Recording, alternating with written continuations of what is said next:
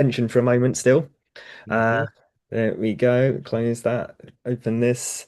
We're here on the pop-up Yeah. summit, the LinkedIn summit, NeuroCreative Leadership Live, that has been all a journey of me discovering what it means to be creative and a leader in the world at the same time, rather than just feeling like I'm stuck in one and don't know how to do the other. For me, I was in creativity mode all the time and not knowing how to lead so well in my life. And I don't mean just talking about being on a stage and showing up with courage, but and or talking about a vision or helping people to see that vision for themselves, all that kind of wonderful stuff. It was more just even how do I remember to clean my teeth? So there were so many things that I've learned along the way and got pillars around now that I share through neurocreative leadership, which helps people to tr look at different angles. So all the speakers here have been hand picked for their dedication and passion in the world for helping others and themselves in the process, as well to yeah, just amazing skills that have been built up that we get to acknowledge. And if you resonate with any of it, this is the opportunity to notice if there's something that you'd like to work on or not work on. What do I need to let go of? There's all of that too. It's sort of taking on and putting off is what in some ways what our day is and our life is like. So without going off on a rabbit hole of too much around that, I would love to welcome you, Harland, and thanks for being here. And I think we'll keep the curiosity going well, the topic is purposeful profiteering, and that's it's purposeful profiteering, building collaborative wealth for neurocreative leaders. Collaborative wealth, Hmm. purposeful profiteering. And within this space, before we even delve into that, what comes up for you as a favorite topic of yours that in your life that helps with all of with that purposeful profiteering and that collaborative wealth that really resonates with you in your personal journey? Yeah, good to see you, Rory, and everybody else out there. For me, the word is connect, connecting, being a connector. That's what I have done all my life and continue to do now. Amazing. And within that space of connection, I love that word. It's one of my highest values as well. So that's probably why we're here in a lot of Oh, ways. In that sense of connection, what is it that is in your personal journey that has helped you do all of that in this sense? curiosity about other people. A guy downtown with a beard that I walk by when I'm doing my walks in the morning, and to stop and talk to him. I'm curious. The president of the university where I'm serving as an interim chaplain right now, just to have those conversations, learn what's going on in people's lives. I've done that. 50 years I've been a pastor and a military chaplain, and that forced me to connect, but I enjoy it so much. Amazing. Amazing. And if there was something that connection drives you with now in your journey currently or in your past that come has come up for you, what is it that's there where it was most profound that you realize that?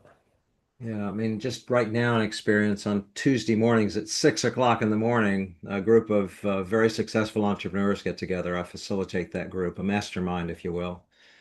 And we're there and both connecting with each other, but also connecting the various parts of our life rather than let just business talk or just personal talk. And so anything can be on the table. It gets pretty messy sometimes, but anything can be on the table with us. and we support each other, challenge each other, are there for each other. So that's an example of how I'm doing it right now. Oh, amazing. That's so awesome to hear.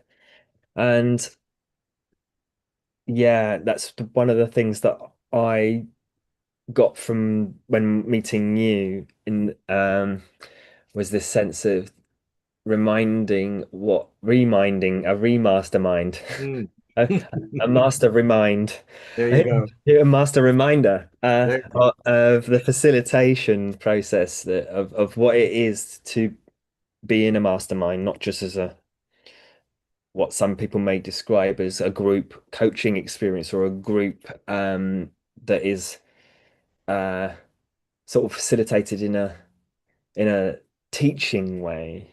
Yeah, those are good masterminds. I mean, a group coaching session would be a kind of a mastermind. A teaching mode of teaching how to do something and get a group of people that wanting to do it might be masterminding in one sense. For me, I'm willing to deal with the messier piece of that of uh, I provide a structure within which we can be intuitive and flexible to be there for each other. And my job is to be a leader in that within that structure, within that group, to help us use our time well and serve each other well. Yes. I love it. That what comes up for me there is it's even the facilitation is it's that sense of everyone speaks and everyone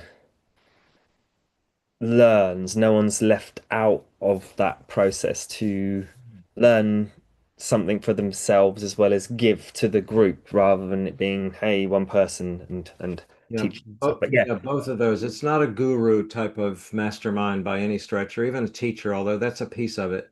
We share a lot of that intentionally. It's collaborative. It's working together. It's being there. It's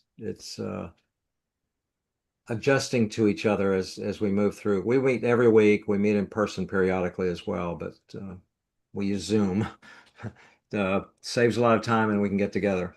Yes. brilliant, love it. And one thing comes up to there is how do you see that as creating a wealth for each of them?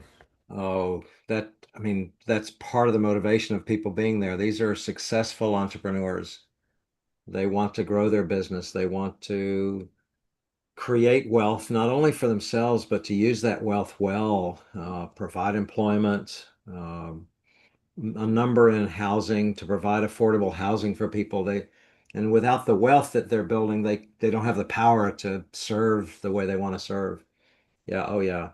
Everybody in the group wants their accountant to see a change year to year to year with a kind of an upward movement of that, certainly. Okay, yeah, and I heard you say wealth well, and I love that because the well, what does well look like? Because if there's no health within the wealth or the wealth within the health, and so what is it really about if those pieces aren't being looked at together? Yeah, they really do. I'm finishing up, it'll publish soon a book, and the title is Profit Seeks Purpose. And it really tells it's a fable, tells a story of a very successful entrepreneur like us in our group that all of a sudden woke up one morning just dry and thin, although he had just closed the biggest deal of his life Mm. because he didn't have a purpose for that anymore. And what happens with him and his family and his business and the community that he's in is just remarkable within 8 relatively short chapters. It's kind of fun to share that story. Amazing. That sounds great. Yeah, we'll we'll hear about more of that. I want to hear more about that at some point. But right now, the next question is exciting because we mentioned about the health and stuff. I describe it. People describe themselves as either not or they don't describe themselves as neurodivergent, or they do, or this sense of neural pathways that are built over time, depending on the experiences and the. That's my description of neurodivergence. Is it's yes, there can be genetics involved. There can be acquired experiences. Or, how that actually occurs is, an on will be an ongoing discussion that could just be Mhm. endless, of endless science, endless exploration on that. But the sense of that it is a unique wiring in itself of each individual person, that we're encased in this body and this mind and this um emotive pathways, reactivities, all that sort of stuff. So this unique wiring, I like to call it, for instance, that you have, that you notice about yourself every day. Harland, what is it? What's the one self-care piece that you love to do for yourself that helps? I really like that sense of unique wiring. Some of us are night owls and some of us are morning larks, and I'm a morning lark. I get up at 5 almost whether I want to or not, and am up and I am making a pot of coffee. I read in scripture every day. In fact, I read through the whole of the Bible every year. And so every day I usually take a walk in the morning and I work on Spanish to kind of challenge my mind. And I do some writing um, every day. For example, this book has come out of that kind of morning, quiet, nobody else is up in the house. When I was working, the same thing. I'd get to the unit or to the office when nobody was there. Um, just create that space that I could be. And not everybody works that way. But that's kind of the secret piece that I've discovered through the years. Awesome. I love it. Yeah, it's certainly like not necessary to change something that doesn't feel like it's not working, but to if something isn't feel like it's working, then yeah, it's important to explore these things. So I'm glad you found your natural rhythm, as I like, and that's on the summit title actually. The subtitle is Natural Rhythm, Sustainable Brilliance of this summit. So there's lots of other um, talks and interesting things around all these topics. So if you're resonating with what Harlan says, then just listen out for something that you might want to improve on or not improve on, and that's Yeah, okay, or let go of. yep. Um, Maybe that's why I joined the army as a chaplain. Is the army's up and gets more done before anybody else gets up in the world. Kind of that. It shaped me. Uh, I've got 75 years now of that kind of rhythm. I'd have to say during my college years, I slept in when I could, but uh, been excellent, going on a long time. Yes. brilliant. Yeah, so I'm going to encourage now a moment where we show up as leaders in terms of to listen and to relax, to find that insight that Mhm. comes, the golder insight, the more gold insights. And we're often like, yeah, what's the next thing? What's the next thing? And it's logic and meaning, and that sense of there's this deeper reasoning or meaning behind it in our hearts, as some people may call it, heart or gut Mhm. instinct. And there's five powers that we have as humans that when we're in presence of it, we can't be judging. We can't judge ourselves or others when we're in it, even if it's a flash moment. Mhm. When we're in that power, and it's a strength, a mental muscle, as it were, to grow, can be grown. Um, I'm going to list them and see how they land for you, Okay. and which one for you lights you up from a perspective of as you're aware of it. It lights you up because you potentially either it's your go-to, but it's also the one that helps you in the moment with your current challenges. So that Okay. it's one to work on as well at the same time, so that it lights you up because you know that it's the most powerful one for you at this time. I'm curious. I'm looking forward to this and find out what lights me up. Here goes. Excellent. All right. So firstly, we've got um, empathy. So just noticing the how that lands for you. Next one is curiosity Mm. and how that is for you. Creativity and how that lands for you. Navigation. And so navigation is from a space of what's truly important and where I'm going with Mhm. all the things that I'm doing. And then activation to take action and get into flow, even if it's a bit of a struggle, or to see yourself taking action to get into flow, all that stuff. So, and then back out of it, what actions for getting out of flow things. So, Mm. as Mm. you heard all of that, which was your most prominent one? All of them are there, but when you said the word curiosity, and I kind of looked back over all these decades of my life here, that probably is the one that I can see got activated the most over the years. And it wasn't just curiosity, it was, well, let's just stay with that curiosity. Hmm. Let's be curious about that. Hmm. Yeah, so that's brilliant. So maybe we can look into curiosity another time when we're Yes. for the next one in May when we go a bit deeper. But all these elements. Yeah. So Roy, before I went into ministry, I was a math physics major in college. Fascinating. Yeah. Curiosity. Interesting. Oh, you're pulling up all kinds of things here for me. Thank you. love it, love it, excellent. And so now and the sense this next one is again listening in and just noticing this sense of creativity being open, chaotic, messy in life things, dealing with messiness, and then there's um focus, kind of leadership structure, Mhm. how we execute things Mhm. to and the cycle of that letting go to taking things on, all that kind of stuff.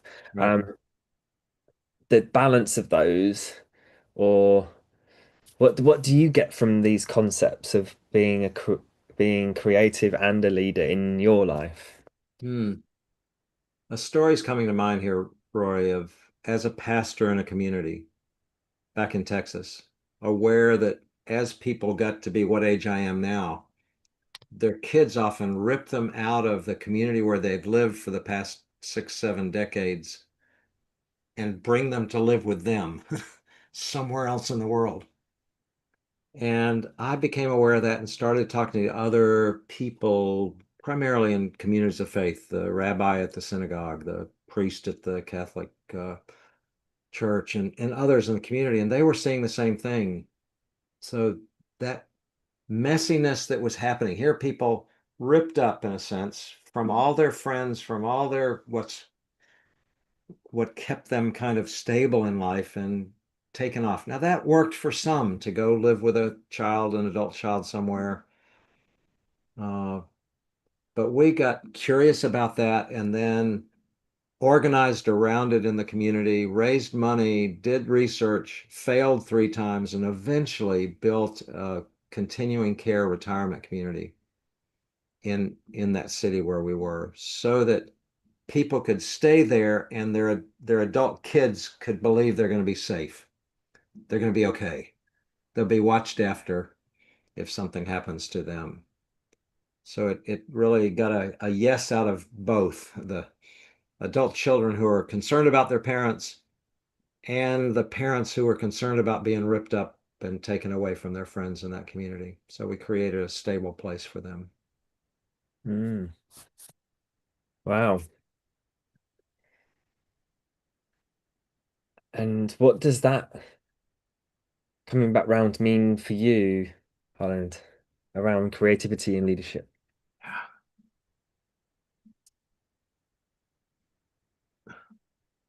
I think it means for me, not for everybody, but for me, when you see a need, find a way to meet that need. uh, Push through it. I remember a general that I worked for in the Army one time said, Chaplain, I want this thing to happen. And if you get any pushback on it, ask somebody else to help you. Don't take no for an answer. He wanted something to happen, and I'd get a lot of bureaucratic resistance. And he said, just keep pushing around until you find a way to make it happen. I guess that's what I see. Same with that retirement community, or same with a tiny home community we're creating here in town for some people, or even in my business that I picked up after ministry of buying and managing apartment complexes. Yeah, just stay with it, even when it gets hard. I love that. Thank you so much for sharing. That's Mhm. awesome gold to hear because again, it comes back around to like what's important, why is it important, um, what's true wealth mean, Mhm. and when it's being worked on, it's collaborative Mhm. exploration and it's inside the container to grow together, but also outside of the container is that leadership piece of just staying focused on the target, regardless of what people are saying. So it's like it's almost like what help to learn to grow with what people are saying, but also choose when to not uh, go with what people or take whatever someone is saying. Yeah, yeah. To stay with it there.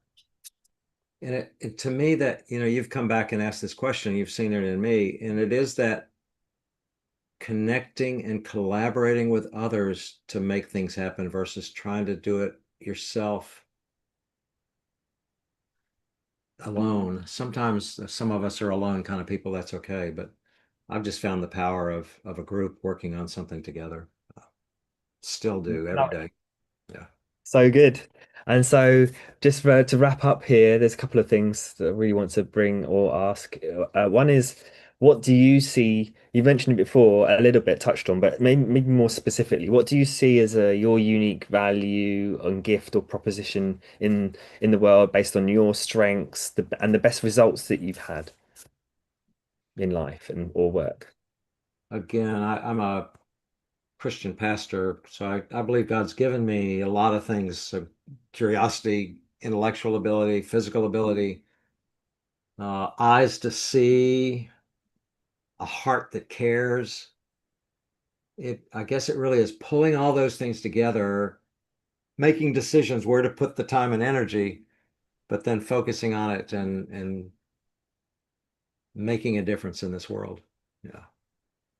Wonderful. And is there anything that you want to share? What I'm sensing is that the people that are listening to this that resonating with I call a call to action isn't just a marketing term. It's actually a calling to action when we actually slow down and think about these things. When something lands and it's like, oh, I want that or I don't want that. That's a call to action to remove it or take it on. Like we were just saying before. So as you hear what Harlan's been saying, I'm getting the sense of this book's got a lot of insights in, but it may be something else that you want to call to action on in Harlan. What would it be based on what you're bringing to the world? Yeah, I think I mean, I've been very blessed to Barbara and I don't have to worry about things these days that a lot of my peers do that didn't prepare well or whatever. Uh, but to use the resources that we have, not just for ourselves, but for others, I guess. And that's the reason I wrote the book, is to share about somebody who learns that and what it brings to his life and to his wife and daughter. And when he gets in touch with his purpose, why he's here, and that the purpose is bigger than just taking care of myself. Got to do that. But there's a whole lot more that we can do that brings a smile like the one on your face right now, Rory, that brings a smile to our face when we're doing what we've been gifted and called to do. So, yeah, the book's coming out soon. Get in touch with us. It'll be on Amazon before too long here. Yeah. Amazing. Well, we can put a link to that as well. That Hmm. sounds Sure. extraordinary. Um, so yeah, can't wait to find out more about that, and we'll have the link inside the summit Okay. dashboard of all the different speakers and what they're bringing to these different pieces of the puzzle. And the last piece that well, I mean, uh, what did you get from this overall? What's the overarching theme or topic or sense that you're getting from this, Harlan? Through your questions, good coaching with me today on that. Uh, through your questions and the space you gave me and some direction there, particularly with those strengths, I get the power of again of our relationship and the impact you're having on me. And hopefully, because this thing is not just for the two of us today talking to each other, but that others are listening to this, engaging with it, that we can, wherever it is that it's going to come together for me, for you, for the others listening, to realize what you can do uh, when you stand shoulder to shoulder with others. Hurrah! Wonderful, wonderful. That's so good to hear. Um, yeah, that nicely rounds back up to like collaborative piece, curiosity. So Hmm. what I'm getting from it is that we can have another chat on or the deeper, longer interview based on a mini gold training that comes about through exploration and curiosity and collaboration further. And what might be is Yeah, exciting to find out in May. So it'll uh, be good. Yeah, I look forward to that for myself and for the others out there. Rory, thank you. thank you, Harlan, for being here and bringing your gifts of curiosity and collaboration in the world for purposeful profits. You got it. Um, Yeah, good.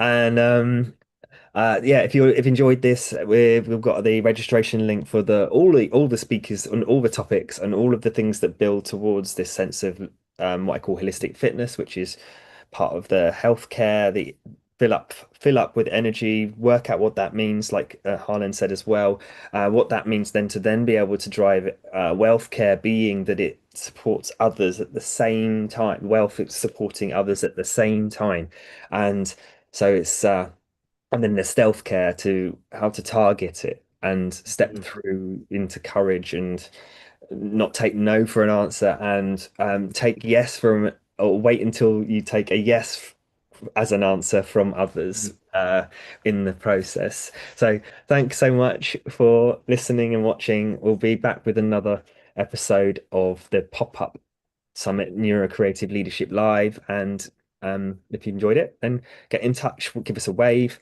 and join the fun movement that we're all bringing together in collaboration. Thank you so much. Indeed. Thank you, Rory.